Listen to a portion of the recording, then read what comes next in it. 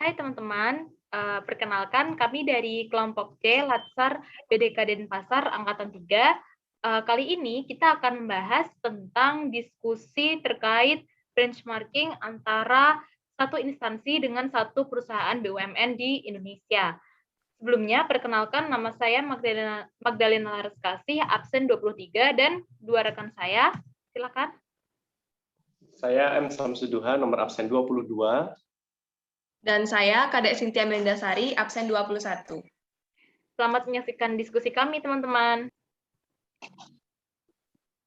Nah, teman-teman, pada kesempatan kali ini kami akan mencoba untuk memilih satu instansi, yaitu Direktorat Jenderal Pajak yang merupakan instansi kami, dan Bank Mandiri selaku instansi yang akan kami jadikan benchmarking. Dari Bank Mandiri ini, kami akan memilih beberapa aspek yang dapat dipetik, yang dapat dijadikan aspek untuk meningkatkan kinerja di Direktorat Jenderal Pajak. Nah, kenapa kami milih BUMN? Pertama, kami melihat dari karakteristik DJP itu sendiri. DJP merupakan sebuah organisasi yang besar, di mana terdapat banyak sekali jabatan vertikal yang menghambat proses, sehingga garis komando itu tidak luas. Kemudian jumlah pegawainya hampir sekitar 40 ribuan, dan tingkat keformalan yang tinggi. Hal ini hampir mirip dengan Bank Mandiri, yang juga merupakan sebuah organisasi yang besar, kemudian ada jumlah pegawai melebihi 38.000 dan tersebar di seluruh Indonesia. Nah, kemudian apa sih masalah yang ada di DJP? Nah, jadi teman-teman, seperti yang sudah disampaikan Duha tadi, jadi sekarang saya akan membahas mengenai permasalahan yang ada di instansi kita, yaitu DJP. Nah, yang pertama ini, permasalahan mengenai masih adanya sekat antara atasan dan bawahan, di mana komunikasi antara atasan dan bawahan ini masih kurang bersinergi, seperti itu. Dan yang kedua, permasalahannya itu adalah belum optimalnya flexible working space. Flexible working space ini di mana kita mengerjakan pekerjaan kita ini tidak harus ke kantor seperti itu. Kita bisa mengerjakannya di mana saja di luar kantor. Gitu ya.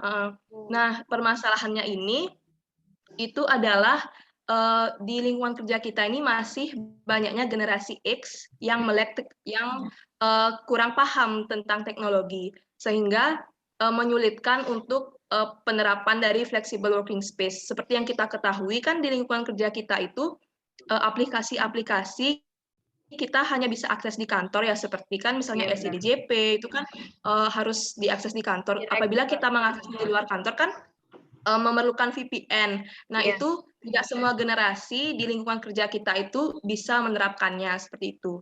Nah, yang kedua juga sistem operasional yang kurang ramah lingkungan ya. Iya. Nah, seperti yang kita ketahui kan Indonesia saat ini sedang menggalakkan lingkungan yang bebas dari polusi seperti itu ya. Nah, kan di lingkungan kerja kita ini, dalam pekerjaan kita itu masih membutuhkan banyak kertas. Seperti yang kita ketahui kan, kalau pengarsipan itu masih dalam bentuk fisik ya. Iya, benar. Kan kita seharusnya bisa lah memanfaatkan teknologi dengan, misalnya kita mau arsip di scan aja gitu, nggak perlu diarsipnya berupa kertas. Nah, itu sebagai bentuk pemborosan dan juga tidak ramah lingkungan, karena hal tersebut menyulitkan kita dan juga membutuhkan ruangan yang banyak seperti itu. Nah, selanjutnya ada Cortex System yang belum up to date di instansi kita. Kan setiap organisasi itu tentunya memiliki big data yang digunakan untuk menjalankan proses bisnisnya. Nah, dari big data tersebut dapat dilakukan proses pengawasan maupun analisis proses bisnis. Adapun Cortex System DJP saat ini adalah SIDJP atau Sistem Informasi Direktorat Jenderal Pajak. Nah, permasalahannya ialah SIDJP ini belum mencakup keseluruhan administrasi core bisnis DJP. Selain itu, SIDJP juga belum dapat melakukan konsolidasi terkait data pembayaran, pelaporan, penagihan. Nah, seperti itu. Hal tersebut memicu banyaknya aplikasi untuk setiap sistem administrasi tertentu. Seperti itu, teman-teman. Nah, selanjutnya mungkin Kak Laras bisa menyampaikan nih nilai-nilai aneka dari kedua organisasi yang kita sampaikan. Ya, tadi kan teman-teman berarti ada 3 poin ya yang digarisbawahi dari permasalahan yang ada di Direktorat Jenderal Pajak. Oleh karena itu sebenarnya kita itu kan butuh perusahaan yang untuk dijadikan contoh. Nah, salah satu caranya itu dengan benchmarking. Nah, karena kemarin kita baru aja mempelajari nilai-nilai aneka, jadi kita kaitinlah dengan nilai-nilai aneka. Yang pertama itu ada akuntabilitas. Nah, kalau dibandingkan dengan Bank Mandiri, di Direktorat Jenderal Pajak sendiri itu juga sudah menerapkan nilai akuntabilitas yang tercermin dari ketentuan berseragam. Nah, bedanya kalau di Bank Mandiri itu mungkin mereka itu sudah memiliki seragam yang sama yang digunakan di seluruh Bank Mandiri di Indonesia. Tapi kalau misalkan di DJP itu belum memiliki itu. Paling yang sama itu cuma seragam biru aja, ya nggak sih? Nah, terus juga kelengkapan atribut untuk ke kantor itu kalau di sektor perbankan itu menurutku juga kayaknya dia lebih diperhatikan juga karena kan dia langsung berhadapan dengan nasabah kan, dan terus juga mereka harus rapi. Nah, terkadang kalau di instansi kita itu penggunaan atribut itu kayak kurang diperhatikan karena kadang-kadang kan kita lupa juga buat pakai name tag kan kalau ke kantor. Nah, terus selain itu kalau di DJP dan Bank Mandiri itu sebenarnya sama-sama udah memiliki whistleblowing system atau untuk melaporkan tindak-tindak kecurangan ya. Nah, tapi bedanya mungkin kalau di Bank Mandiri itu mereka itu nasabahnya itu bisa mengakses whistleblowing system itu sendiri untuk melaporkan tindak-tindak kecurangan yang ada. Tapi kalau di DJP itu hanya berlaku untuk pegawai DJP-nya aja yang bisa mengakses whistleblowing system. Nah, terus yang kedua terkait nilai nasionalisme. Nah, kalau yang nasionalisme itu, kalau di DJP sendiri itu sebenarnya sekarang ini kan banyak sih udah mulai diterapin. Yang pertama, kita kan sekarang secara virtual juga masih ikut ini ya kemarin, ya kan upacara bendera waktu 17-an. Terus habis itu kemarin juga habis ada acara pajak bertutur. Itu juga salah satu bentuk nasionalisme. Nah, terus yang bisa kita contoh dari Bank Mandiri itu, kalau Bank Mandiri itu kan mereka menerbitkan e-money bertema nasionalisme. Nah, itu juga sebagai salah satu bentuk inovasi mereka untuk mengembangkan rasa nasionalisme. Nah terus penerbitan kartu GPN itu juga menunjukkan rasa nasionalisme karena nanti data-data yang ada, data-data nasabah yang ada di GPN itu hanya disimpan di Indonesia saja, jadinya enggak sampai ke luar negeri. Jadi transaksi-transaksi keuangan itu hanya bisa diakses oleh Indonesia aja. Nah, terus kalau yang program Wirausaha Muda Mandiri yang membantu program pemerintah dalam kewirausahaan di Indonesia di kalangan generasi muda itu juga menjadi contoh bahwa banyaknya generasi-generasi milenial yang berpartisipasi dalam UMKM di Indonesia. Nah, terus ya. Nah, teman-teman, terus selanjutnya ada komitmen mutu. Nah, kalau yang komitmen mutu ini dari DJP sendiri kan tadi seperti yang disebutkan Cynthia udah mengembangkan Cortex System yang sedang dibangun melalui program Pesiap. Nah, kalau di Bank Mandiri itu dia lebih menumbuhkan kreativitas bagi Gen Y melalui berbagai program. Misalnya ada program Happy Hour, Casual Free Day, Toastmaster, dan implementasi budaya melalui gamification. Nah, terus di Bank Mandiri ini dia juga menerapkan program Green Banking dan Green Office yang mana bisa dicontoh sebenarnya oleh organisasi kita, Direktorat Jenderal Pajak.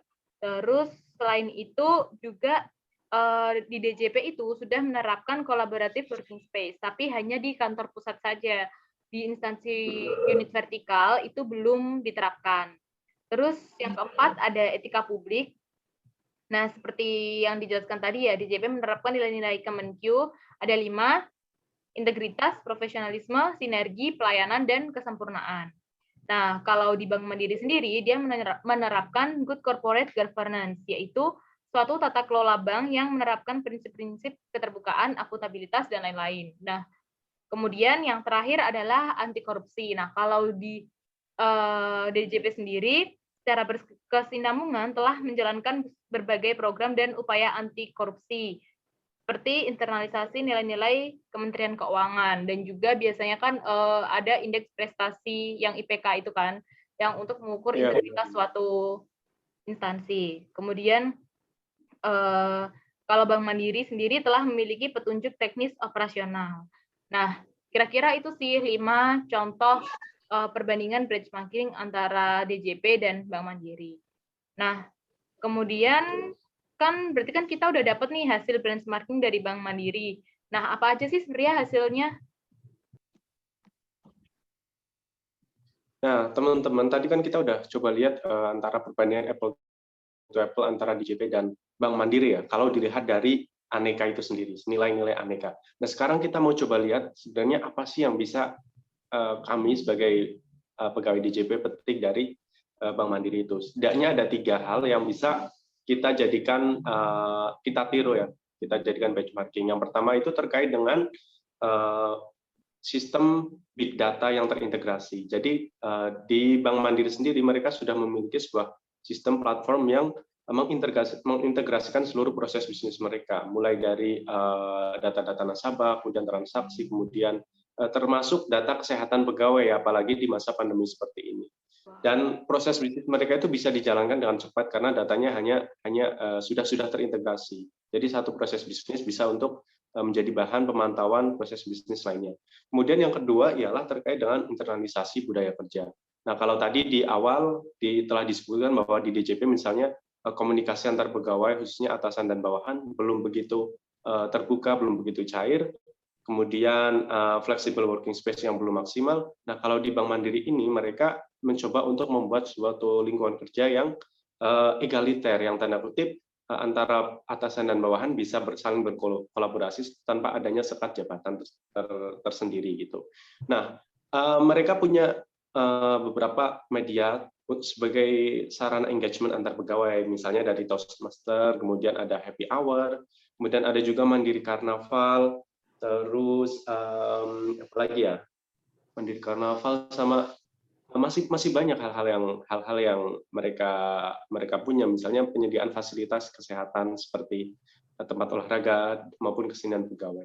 Nah, kemudian yang ketiga ialah terkait green office. Jadi ada yang menarik teman-teman, ketika Indonesia ya telah berkomitmen untuk menurunkan 30% emisi pada 2030 dengan usaha sendiri. Nah, itu kan mesti didukung oleh semua institusi, semua rakyat ya.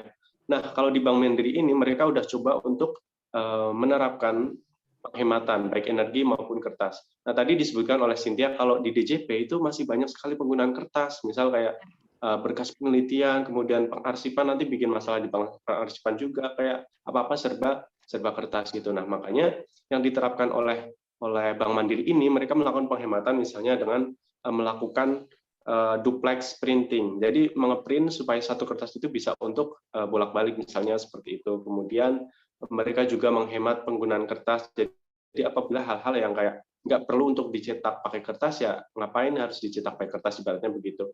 Nah, ternyata hasilnya cukup signifikan. Di tahun 2019 mereka itu pemesanan rimnya itu sampai mencapai 70.000 rim kertas. Nah, di tahun 2020 mereka hanya memesan sekitar 49.500 rim kertas. Artinya ada penurunan penghematan lebih dari 30%.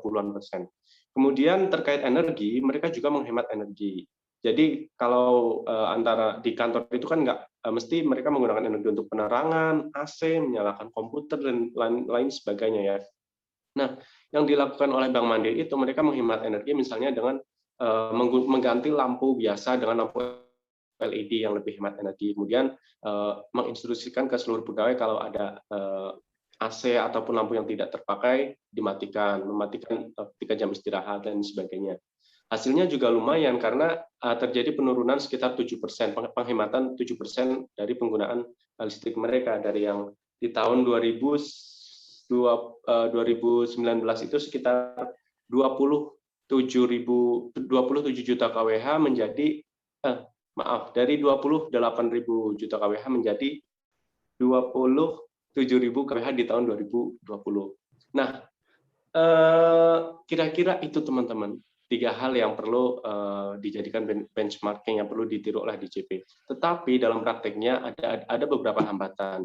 Ada beberapa hambatan. Yang pertama misalnya dari sumber daya yang belum siap. Artinya masih banyak misalnya kayak tadi disebutkan flexible working space yang membutuhkan support teknologi, tetapi masih banyak generasi, terutama generasi yang tua itu belum begitu paham terhadap teknologi. Jadi ketika disuruh memakai VPN atau apa, belum tahu cara meng-setup-nya dan lain sebagainya. Kemudian